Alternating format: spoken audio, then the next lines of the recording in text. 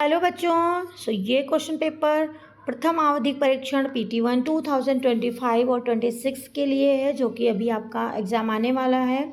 और ये question paper जो है मीन्स टोटली ब्रिज कोर्स पर और ग्रामर पोर्शन पर बेस्ड है, क्योंकि अभी बुक आप लोगों की आई नहीं है। ये इसमें ग्रामर पोर्शन है और जो ब्रिज कोर्स से थोड़े बहुत और लिए गए हैं।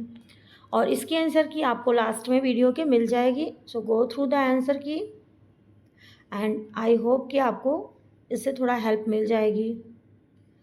पहला जो क्वेश्चन होता है एज यूजुअल कि यही आता है, गद्यांश या फिर पद्यांश, कि आपको पढ़ करके नीचे लिखे हुए प्रश्नों के उत्तर देना है।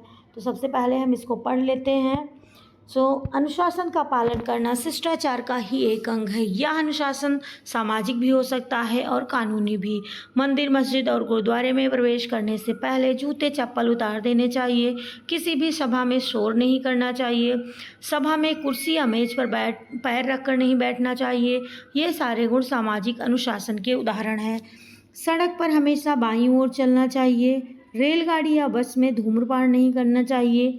ये कानूनी अनुशासन है के उदाहरण हैं। शिष्टाचार के इन नियमों का पालन नहीं करने से परिवार, समाज, कार्यालय सर्वत्र कुव्यवस्था फैलने का भय बना रहता है। संक्षेप में, चाहे घर हो, दुकान हो या कार्यालय, सर्वत्र शिष्टाचार के सहारे हम प्रशंसा एवं सफलता के पात्र बन सकते हैं।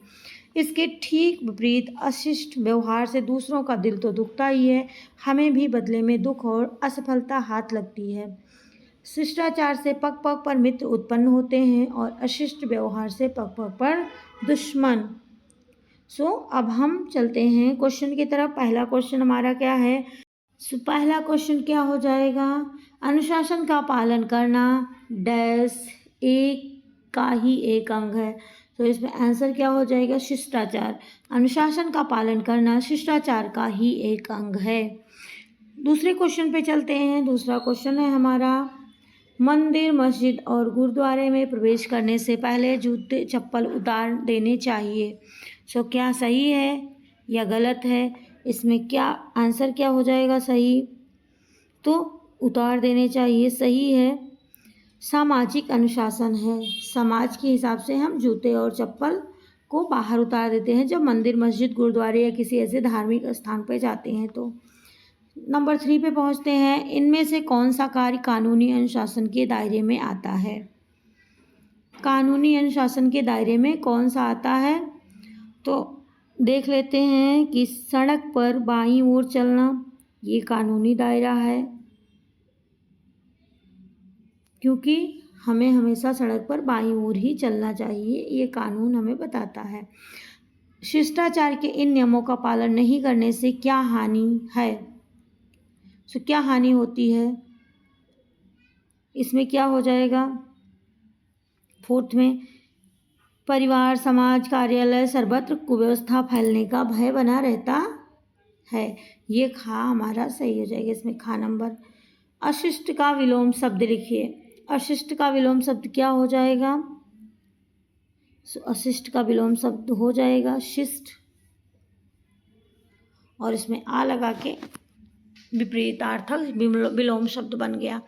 दूसरा है हमारा, अपठित गद्यांश को ध्यानपूर्वक पढ़कर दिए गए प्रश्नों के उत्तर लिखिए। दांडी यात्रा भारत के स्वतंत्रता संग्राम का महत्वपूर्ण अध्याय है। महात्मा गांधी ने 12 मार्च 1930 को साबरमती आश्रम से दांडी तक 24 दिन की यात्रा की। इस यात्रा का उद्देश्य ब्रिटिश सरकार के बनाए नमक कानून का उल्लंघन कर विरोध करना था। गांधी जी के साथ अनेक अनुयायी भी इस यात्रा में शामिल हुए। क्वेश्चन पे चलते हैं। पहला क्वेश्चन है, दांडी यात्रा कितने दिनों में पूरी हुई? अभी आपने देखा है कितने दिनों में पूरी हुई? 24 दिनों में। दांडी यात्रा कब आरंभ हुई? 1930 में। दांडी यात्रा का उद्देश्य क्या था? तो नमक कानून का उल्लंघन करना था। फिर है, गांधी जी कहाँ से चले थे? तो गांधी जी कहाँ से चले थे? साबरमती आश्रम से चले थे। इस यात्रा में कौन शामिल हुए? अनुयायी शामिल हुए थे इसमें। ये हो जाएगा, इसका बहुत छोटा सा पैराग्राफ है, बट आपके 5 इसमें से 5 क्वेश्चन बन जा रहे हैं।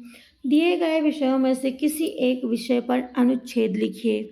इसमें से ये आपको मेरी माँ, मेरा प्रिय मित्र, भारतीय किसान या कोई और भी इसमें टॉपिक आ सकता है, उसमें से आपको अनुच्छेद लिखना है जो कि 5 मार्क्स का रहेगा।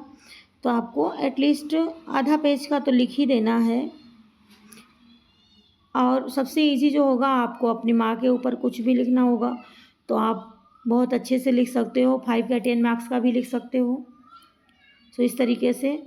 दूसरा है संज्ञा की परिभाषा दी लिखिए। इंग्लिश में तो लिखते ही हैं, अब हिंदी में भी लिख देना है। संज्ञा वो शब्द है जिससे किसी व्यक्ति, स्थान, वस्तु का या भाव का बोध होता है, उसे हम संज्ञा कहते हैं। जैसे राम, दिल्ली, पुस्तक, खुशी, कुछ भी लिख दो, कोई भी चीज़ जो है उसका नाम वो क्या हो जाता है, संज्ञा हो जाता है। क्वेश्चन नंबर 5 है समास के कितने भेद होते हैं, नाम लिखिए। समास के भेद 6 होते हैं, 6। अव्ययी भाव समास, तत्पुरुष समास, कर्मधारय समास, द्वंद्व समास, द्विगु समास और बहुब्रीहि समास, ये हो जाते हैं। उनके नाम भी लिख देना है, आंसर की में दिया हुआ फिलहाल। उपसर्ग और प्रत्यय की परिभाषा एक उदाहरण के साथ लिखो। आपको दोनों की परिभाषा भी लिखनी है और एक एक एग्जाम्पल भी। सो उपसर्ग क्या हो जाता है, जो शब्द के पहले जुड़कर उसका अर्थ बदल दे। जैसे किसी शब्द के पहले अगर लग जाए और उसका अर्थ बदल दे, जैसे अभी आपने देखा ऊपर शिष्ट, अशिष्ट, तो वो क्या हो गया, आ उसमें जुड़ गया तो उसने पूरा का पूरा वही बदल दिया, अर्थ ही बदल दिया। और आ क्या हो गया, उपसर्ग हो गया। अब प्रत्यय क्या होता है, प्रत्यय जो शब्द के अंत में जुड़कर उसका अर्थ बदल दे, उसे कहते हैं प्रत्यय। तो इस तरीके से ये हो जाएगा। व्याकरण अब चलते हैं खंडगा पे, इसमें आपको व्याकरण के क्वेश्चंस मिल जाएंगे। खुशहाल शब्द में कौन सा प्रकार है,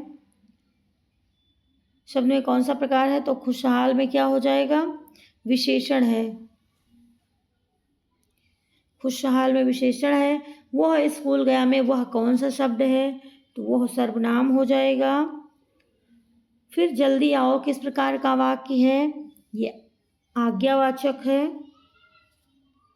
जल्दी आओ क्योंकि हम किसी को आज्ञा दे रहे हैं, ऑर्डर दे रहे हैं। खिलौने शब्द का वचन क्या है, तो खिलौने क्या है, बहुवचन है। एक वचन होगा तो क्या हो जाएगा, खिलौना। अच्छा शब्द का विलोम क्या हो जाएगा, तो ये तो बहुत इजी आगे है, कोई बात नहीं, आगे चलते हैं। खेलना शब्द में क्या है, तो खेलना कैसा शब्द है, खेलना एक क्रिया है। आगे चलते हैं। उसने किताब पढ़ी, इस वाक्य में उसने कौन सा शब्द है, तो उसने कौन सा शब्द है, उसने सर्वनाम है। फिर बहुत अच्छा में बहुत शब्द किसके लिए प्रयोग हुआ है, सो बहुत क्रिया विशेषण हो जाएगा, क्योंकि क्रिया विशेषण होता है इंग्लिश में, इसको एडवर्ब कहते हैं। आगे चलते हैं 9th में, क्वेश्चन नंबर 9 में, जल्दी यह वाक्य किस प्रकार का है, सो ये क्या है, विस्मयादि बोधक है, जल्दी। क्वेश्चन नंबर 10 पे चलते हैं। अगर समय हो तो आना, यह कौन सा वाक्य है, सो मिश्र वाक्य है, अगर समय हो तो आना। रचनात्मक लेखन है। अब ये निम्न में से किसी एक विषय पर लगभग 60 to 80 शब्दों में लिखिए।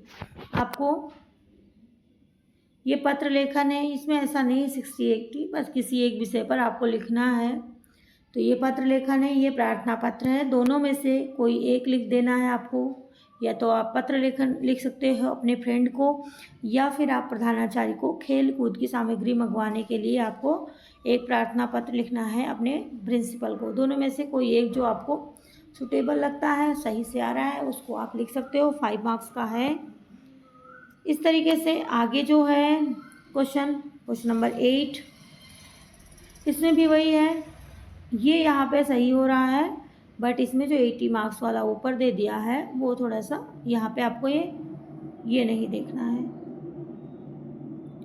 किसी एक विषय पर लिखना है बस। अब इसमें निबंध है एक, या तो आप निबंध लिख दो, मेरा प्रिय त्योहार, और या फिर कहानी, ईमानदारी का इनाम, दोनों में से कोई एक आप लिख सकते हो। और मैं आंसर की इसी वीडियो में आगे अटैच मीन्स आगे इसी में वीडियो भी मिल जाएगी आंसर की, तो आप उसमें से देख करके हेल्प भी ले सकते हो या फिर अपने तरीके से आप तैयार कर सकते हो।